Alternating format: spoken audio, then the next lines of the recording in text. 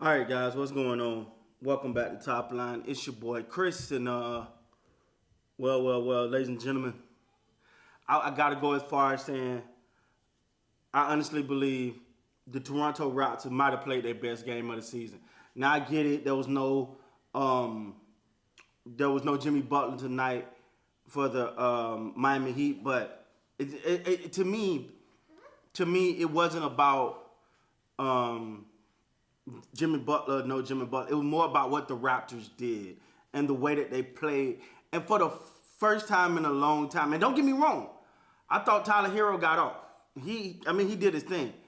But you did notice.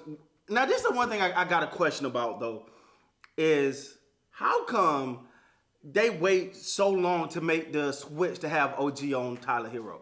Things got a little different when OG got on him, but I digress. Now, I will say that Tyler Hero pretty much kept them alive in this game. He had, 33 points, 13 of 21, 6 of 10 from the three-point line, 6 assists, 3 rebounds. He pretty much kept them in the game. Sorry, guys, I got a visitor here. Bam gave you 21. They just didn't have enough firepower after those two guys. They didn't have enough firepower after those two guys. But all in all, man, I really believe that the Toronto Raptors tonight played just a well-rounded game, man. To me, and I'm going to say this, you know what I did notice, though? And I didn't like, the three-point wasn't falling. They were 22% from the three. I didn't like that, but I thought when it mattered most, they kind of got away from it, right? Like, it was like, all right, let's chill a little bit. They started off, I think, 1 of 18 or something. It was weird. It wasn't good. It wasn't good at all. But at the end of the day, yes, baby. Okay. She want me to tell you guys the Raptors won today. But I will say this, man.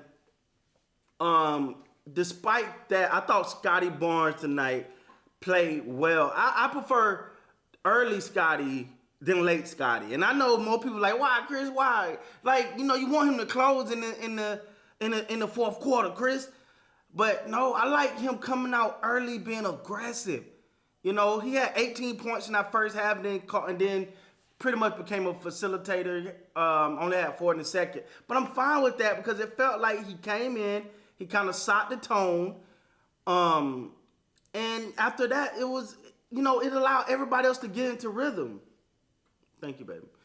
Pirtle tonight was quiet. He only had 2 points. I almost forgot he was playing, man. I almost forgot he was playing. Get from up under there, baby. I almost forgot he was playing. 2 points. And that was the case. That actually came really late, but it was key. Kind of helped stop the run that last push that was going on. Steady Fred tonight had 12 points, 5 of 13, 2 of 9 from the three, 6 assists, 2 steals, 1 block. Not a major impact with the 6 assists, but they ain't need him to go off tonight. But I thought he played within himself. He didn't cause them the game, and to me that's important too. He didn't just keep jacking up threes, and cause bad possession. Man, you had 3 people in 20 points tonight. OG, to me, listen, man, if it wasn't for, I'm just going to say it like this, dog. If it wasn't for the injury and the time away, it's nowhere in the hell you're going to tell me someone deserved Defensive Player of the Year over Anunoby. I'm sorry. I just don't see it. Over and I don't see it, but you have to take in account the time, the injury, and that's the only thing I think holding him back from winning this award, man.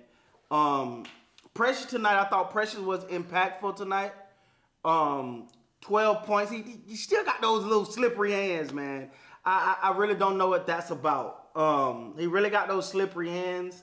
But all in all, man, I just love the way the they looked like they was on a mission. They looked like they was on a mission tonight.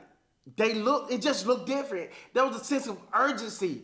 Like the rotations, like they got behind the ball. It felt like everybody knew. Like for the first time this season, it looked like everyone knew Okay. He's there. Let me find my man. It wasn't a lot of. Now listen, they ran some screens for Hero. Hero knocked down his shots. I can't take nothing from him. But all in all, man, I thought the Raptors overall just played great defense. Somebody had to score, right? It was Hero. But all in all, man, the Raptors played, to me, one of their best games of the season. They didn't allow their three-point shot to, because like I said, it wasn't really falling.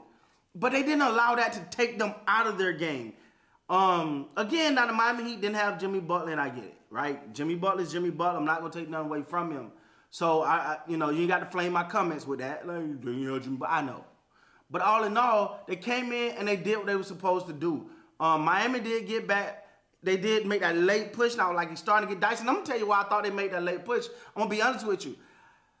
I think it was Steady Freddie, Pascal Siakam, Scotty Barnes. They was all out. They was up by 17, and Nick Nurse bring them back in. I was like, no. I think he actually hurt the team by bringing them. I think it was all three of them. By bringing them all three in the game. By bringing all three in the game, I think he actually slowed down their the rhythm that the backups was in. I thought he slowed it down, and that's how they kind of made that push. But when you look at it, man, this is what you want to see from a team getting ready to make that playoff push. They in the play-in, but they want to make some noise, man. And tonight, and I'm not the only one that said that. I think it was Jamal Crawford.